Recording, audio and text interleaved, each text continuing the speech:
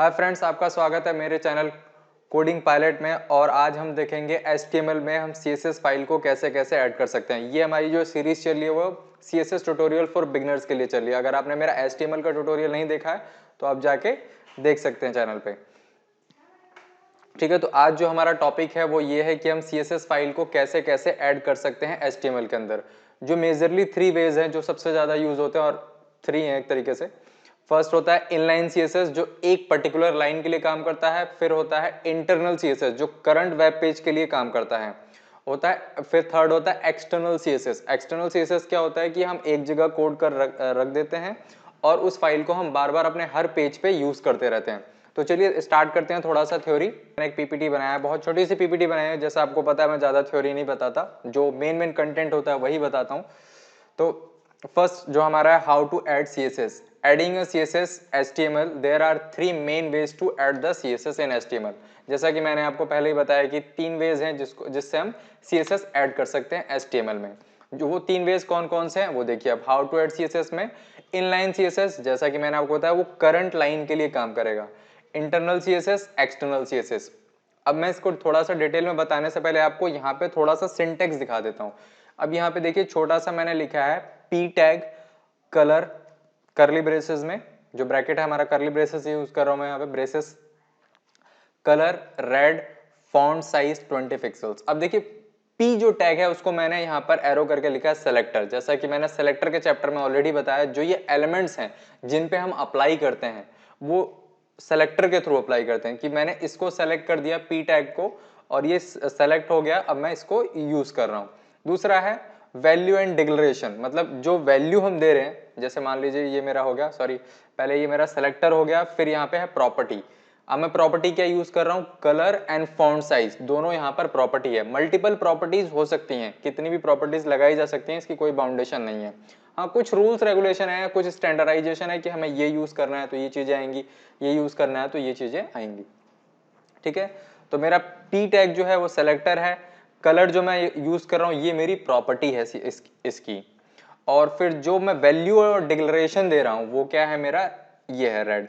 अब इस पार्ट को जिसमें रेड लिखा है और सेमीकोलन लिखा है, ये मेरा एक तरीके से पूरा जो है डिक्लेरेशन ब्लॉक है।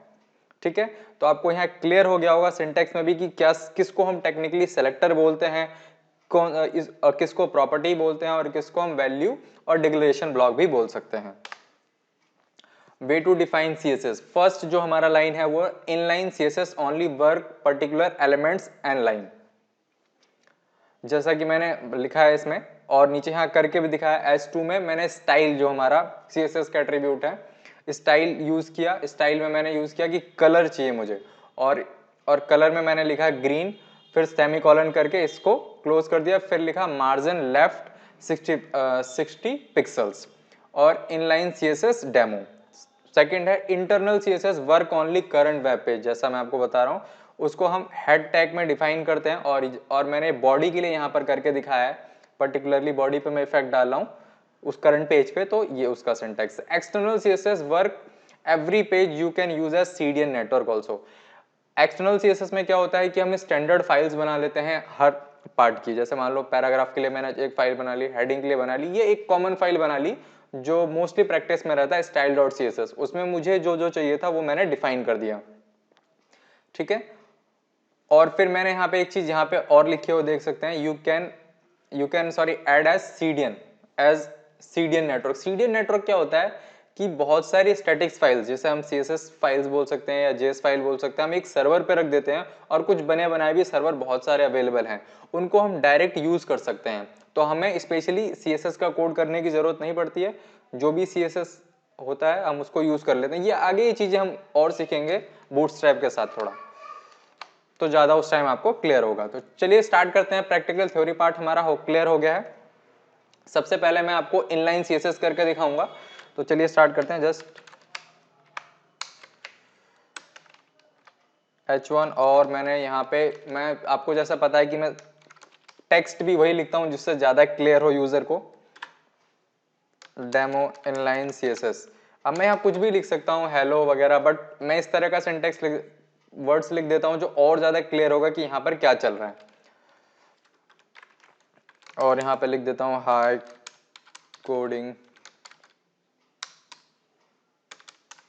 पायलट। ठीक है, अब मैं इसको रन करके दिखाता हूं। पहले आपको ये प्लेन मतलब कि विदाउट सीएसएस। ठीक है, अभी हमने कोई सीएसएस यूज नहीं किया और मैंने इस डायरेक्टरी में ऑलरेडी एचटीएमएल फाइल अपनी सेव कर रखी है। जैसा आपको पता है कि सीएसएस इंडिविजुअल रन नहीं होता है, वो एचटीएमएल के साथ ही रन होता है। ठीक है, ये हमारी फाइल ओपन हो गई और यहाँ पे देखिए सीएसएस ट्यूटोरियल और जो मैंने H1 टैग में लिखा है demo inline CSS high coding pilot. ठीक है, अब मैं क्या करता हूँ, यहाँ पे थोड़ा सा स्टाइल अप्लाई करता हूँ। इनलाइन स्टाइल पहले करूंगा मैं। तो यहाँ पे जैसे कि इनलाइन स्टाइल क्या होता है, जो भी हमारा एट्रीब्यूट होता है उसके जस्ट हम ये जो ब्रैकेट्स है इसके अंदर आते हैं और लिखते हैं STYL स्टाइल। और जैसे मान लो स्टाइल में मुझे लिखना है कुछ, मैं बैकग्राउंड कलर यूज करूँ क्या, हाँ बैकग्राउंड कलर। अब मैं VS कोड यूज कर रहा हूँ तो मेरे पास कुछ रेफरेंसेस हैं, आप कोई भी कोड यूज कर सकते हैं, उसमें भी कुछ रेफरेंसेस आएंगे। मैंने लिया ब्लू और फिर मैं इस ब्लॉक से बाहर निकला और मैंने लिखा फॉन्ट साइज। ठीक है, फॉन्ट साइज मैं पिक्सल में डाल देता हूँ, ऐसा कुछ नहीं डालता। ठीक है, अब मैंने क्या किया, बैकग्राउंड कलर दे दिया ब्लू, जो मेरा टेक्स्ट है ब्लू में आ गया। अब यहाँ देखिए कलर का मुझे फुल्ली ऑप्शन दे रहा है VS कोड में थोड़ा कोड करने में इसीलिए मजा आता है मुझे।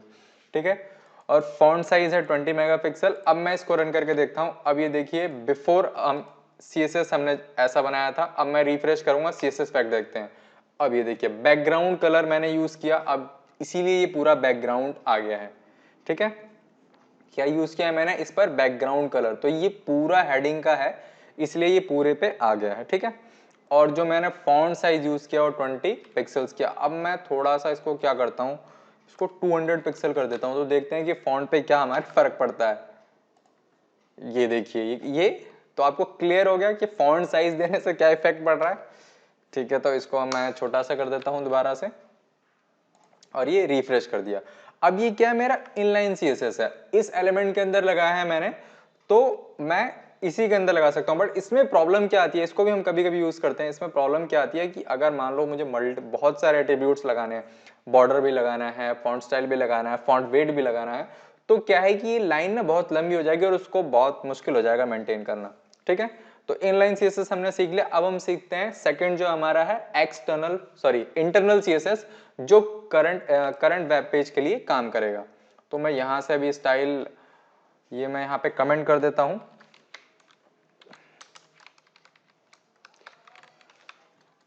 ये मैंने इसको कमेंट कर दिया है अभी। ठीक है, और मैं इसमें लिख देता हूं इनलाइन सीएसएस, जो आपको और भी क्लियर होगा। अब जो है हमारा है इंटरनल सीएसएस। अब इंटरनल सीएसएस के हम कहाँ लिखते हैं, हेड टैग के अंदर यूज करते हैं। किसके अंदर, हेड टैग के अंदर। अब मैं यहाँ पे लिखूंगा स्टाइल और पहले मैं स्टाइल को क्लोज कर देता हूँ, STYLE स्टाइल। ठीक है, अब क्या है, मुझे जैसे लास्ट क्लास में मैंने बताया था कि हम आईडी वाइज भी यूज कर सकते हैं, एलिमेंट वाइज भी यूज कर सकते हैं, और भी तरीके से हम यूज कर सकते हैं। 2-3 मैंने बताया था, आप लास्ट वीडियो जाके देख सकते हैं। ठीक है, बट मैं यहाँ जो मैं सबसे ज़्यादा यूज़ करता हूँ क्लास, मैं डॉट यूज़ करके यूज़ करूँगा बॉडी, और मैंने यहाँ करली ब्रेसेस लगा दिया और इसके अंदर मैं डिफाइन करूँगा आपका बैकग्राउंड कलर भी यूज़ कर सकता हूँ मैं, और मैं एक्वामरीन एक कलर है इसको यूज़ कर लेता हूँ। और हम इसमें और क्या यूज़ कर सकते हैं, अभी यही यूज़ करते हैं। और इसमें मैं फॉन्ट साइज़ वगैरह भी लगा सकता हूँ। तो इस बॉडी में जितने भी फॉन्ट होंगे, फॉन्ट फैमिली लगा देते हैं। तो मान लीजिए फ्रैंकलिन ये लगा दिया मैंने। तो इसके अंदर जितने भी कंटेंट हम लिखेंगे वो क्या होगा हमारा, या सिंपली अभी मैं क्लास का यूज करके नहीं, बॉडी पे, फुल्ली बॉडी पे करके दिखाता हूँ तो और क्लियर होगा आपको।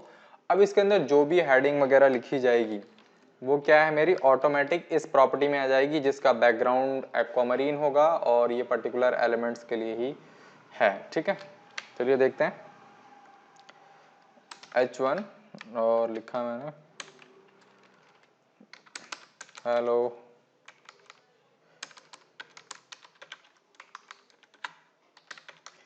I am coder. ठीक है, अब इतने पे ही करके देखते हैं। तो ये एलिमेंट्स मैंने बॉडी हिंट किया है, तो यहाँ पे इनडायरेक्टली इस पूरे बॉडी पे अप्लाई हो जाएगा।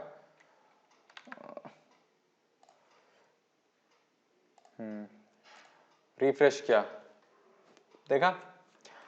अब इस पे हम फॉन्ट साइज और भी कुछ बढ़ाना चाहें, फॉन्ट फैमिली ये मेरा आ रहा, मान लो फॉन्ट साइज से मुझे ज़्यादा क्लियर हो जाता है कि ये प्रॉपर चल रहा है कि नहीं।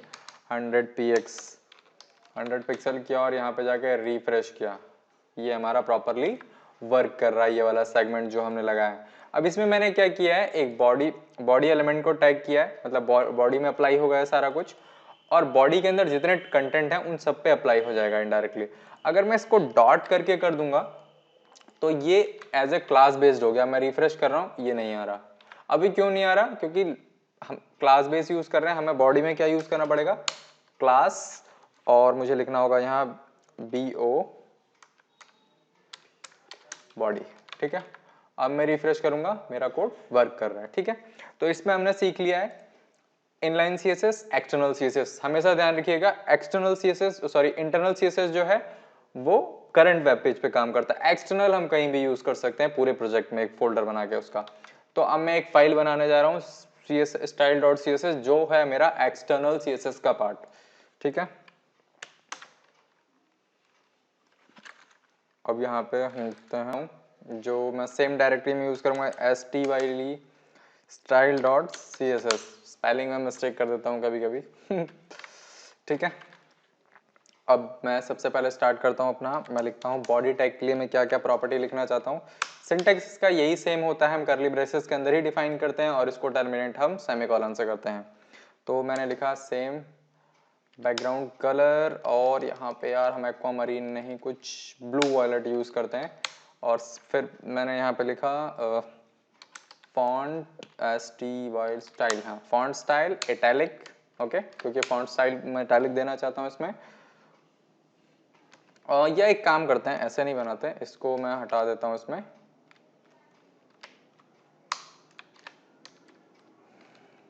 मेरा बॉडी टैग हो गया। अब मैं लिखता हूँ यहाँ पे H1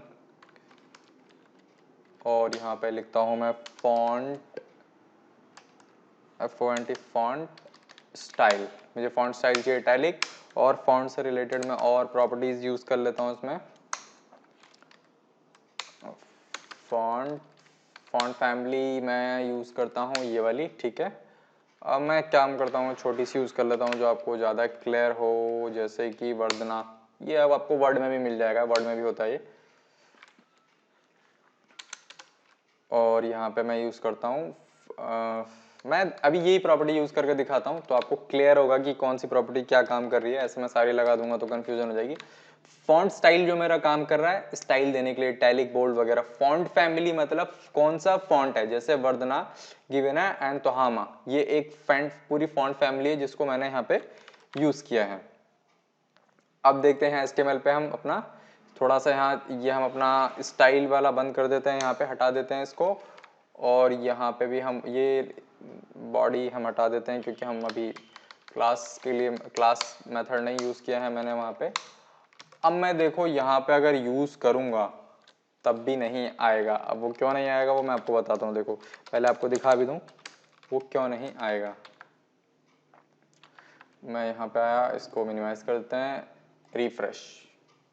क्या हुआ, वर्क ही नहीं कर रहा। हम तो एक्सटर्नल सीएसएस का हमने कोड यहाँ पे लिख दिया है, बट ये वर्क क्यों नहीं कर रहा है।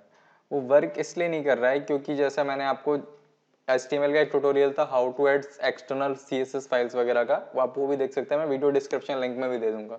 ठीक है, इस वजह से नहीं हो रहा। तो हमें हेड टैग में एक होता है हमारा लिंक HTML के अंदर, तो हम लिंक, अब यहाँ पे हम लिखते हैं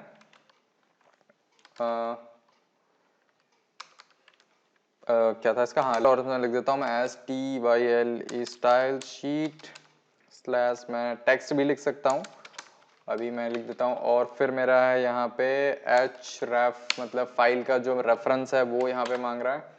अब मैं यहाँ पे देखता हूँ, मैंने यहाँ पे कंट्रोल स्पेस बार प्रेस किया है और ये मेरा जो इस करंट फाइल में है मेरा, अगर किसी और डायरेक्टरी में होगा तो मैं कर सकता हूँ, बट मैंने अभी करंट फाइल रखी है, मतलब करंट डायरेक्टरी में रखा हुआ है, इसलिए मेरे को यहाँ पे ये दिखा रहा है। और अगर मैं आपको यहाँ ये भी दिखा देता हूँ, अगर आपने किसी और डायरेक्टरी में रखा है तो आप यहाँ स्लैश प्रेस करेंगे तो वहाँ की सारी डायरेक्टरी दिखाने लग जाएगा।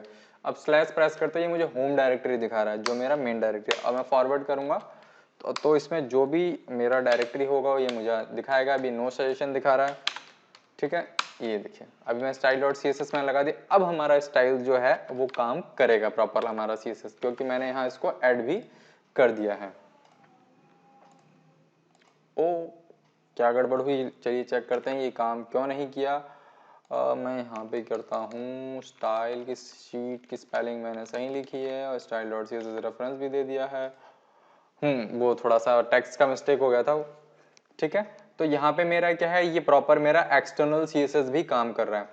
तो यहाँ पर हमने समझ लिया कि जो हमारा इनलाइन सीएसएस है वो कुछ इस तरीके से डिफाइंड होता है, और जो इंटरनल सीएसएस है वो हम हेड टैग के अंदर, स्टाइल टैग के अंदर सारा डालते हैं, और जो हमारा एक्सटर्नल सीएसएस है उसको हम अलग फाइल बना लेते हैं उसकी सेपरेट, और उसको हम किसी भी प्रोजेक्ट में यूज कर सकते हैं। मैं आपको एक छोटा सा एग्जांपल देता हूँ। मान लो आप मल्टीपल प्रोजेक्ट करोगे इन फ्यूचर, तो आप क्या हर किसी के लिए सीएसएस जनरेट करके रखोगे? नहीं, आप एक स्टैंडर्ड सीएसएस बना लोगे, एक स्टैंडर्ड डिजाइन बना लोगे, और उसको मल्टीपल प्रोजेक्ट्स में अपने आप ऐड करके यूज कर सकते हैं। सब प्रोजेक्ट एक जैसे नहीं होते, एग्री, बट आपका सीएसएस फाइल हमेशा राइट किया हुआ हमेशा आपको काम देगा। अगर आपको वीडियो अच्छी लगी हो तो लाइक करें, शेयर करें, सब्सक्राइब करें। Thank you.